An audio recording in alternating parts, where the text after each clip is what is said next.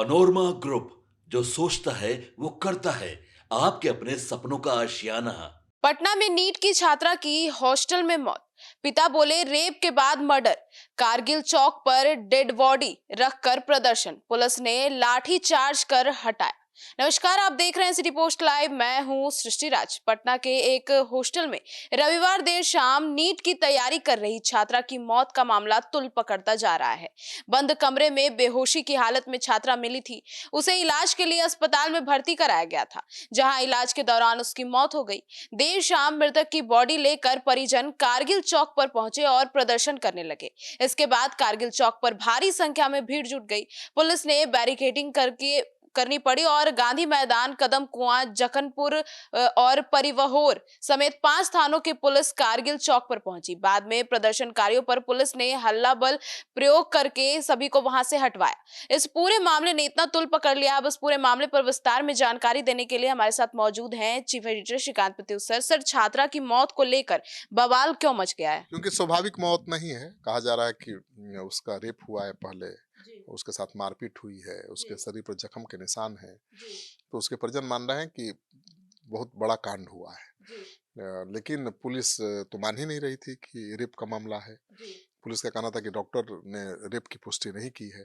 जी, लेकिन खबर आ रही है कि वो भी सूत्रों के हवाले से भी आ रही है, आधिकारिक जानकारी नहीं है जी, कि पोस्टमार्टम में लड़की के साथ, छात्रा के साथ रेप का पुष्टि हो गई है। जी, और उसके बाद छात्रों के परिजन अपनी बेटी के शव को लेकर पहुंच गए कारगिल चौक पर जी, और उन्होंने प्रदर्शन शुरू कर दिया। जी, और उनकी बेटी के शरीर पर चोट के निशान है, उनका कहना है। जी, दुष्कर्म के बाद हत्या की गई है, उनका दावा है। जी, और चित्रकूट नगर थाने में पिता के आवेदन पर केस भी दर्ज किया गया था। जी, पुलिस पूरे मामले की जांच कर रही है। लेकिन मृतका के पिता ने बताया कि उसके शरीर पर मल्टीपल चोट के निशान पाए गए हैं, जी, जिससे पूरी आशंका है कि रेप के बाद हत्या की गई है। जी, मामा और चाचा ने भी रेप के बाद हत्या की आशंका जताई है।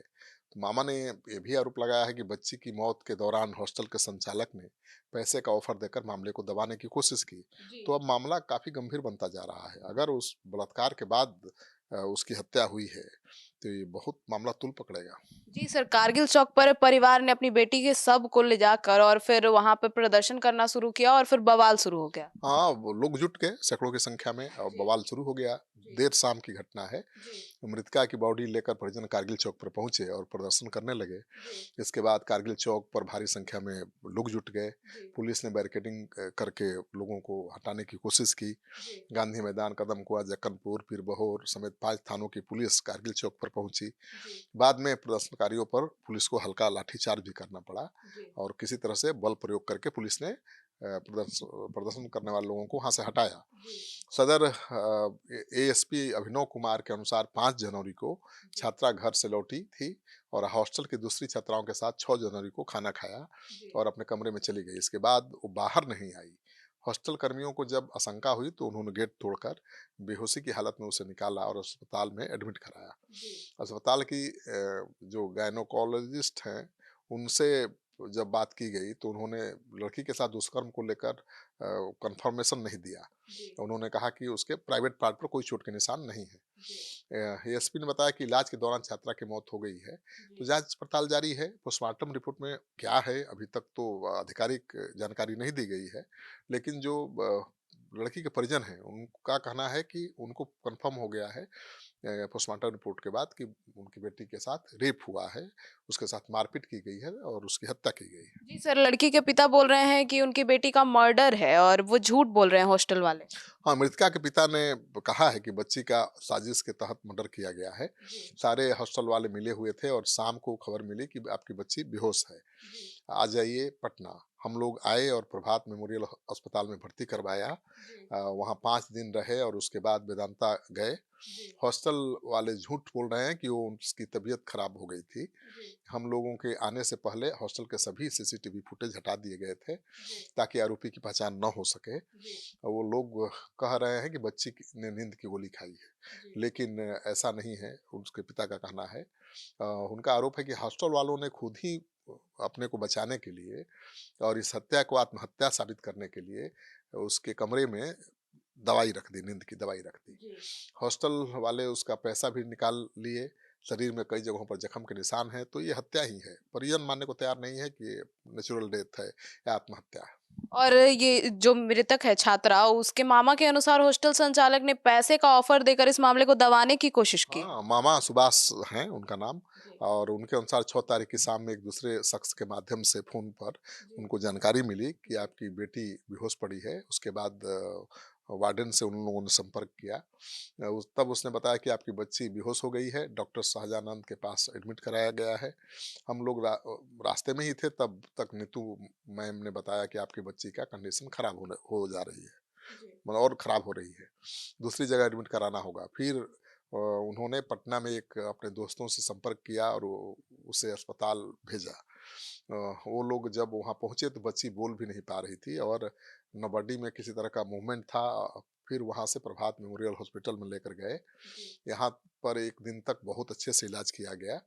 वहाँ के जूनियर डॉक्टर अभिषेक के अनुसार लड़की की बॉडी पर बहुत सारे चोट और खरोच के निशान हैं, डेड इंजरी है, हेड इंजरी है, और उन्होंने देखकर ही आशंका जता दी थी कि लड़की के साथ गलत हुआ है। तो मामा का आरोप है कि 9 जनवरी को एफआईआर करने के बाद शंभू गर्ल्स हॉस्टल की ऑनर आकर पैसे का ऑफर देना शुरू कर दिया कि एफआईआर वापस ले लीजिए।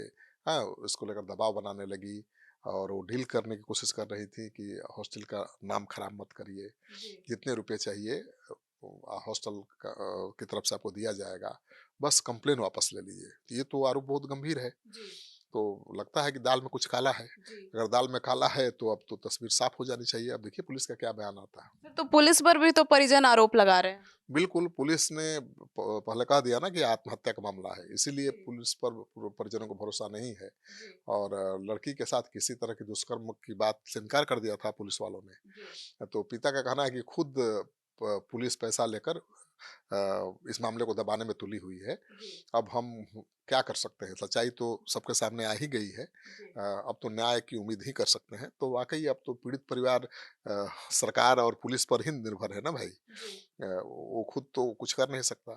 लेकिन अब मामला तो सामने आ गया है, तो मुझे नहीं लगता कि इसको आसानी से दबाया जा सकेगा और इस बेटी को न्याय मिलेगा।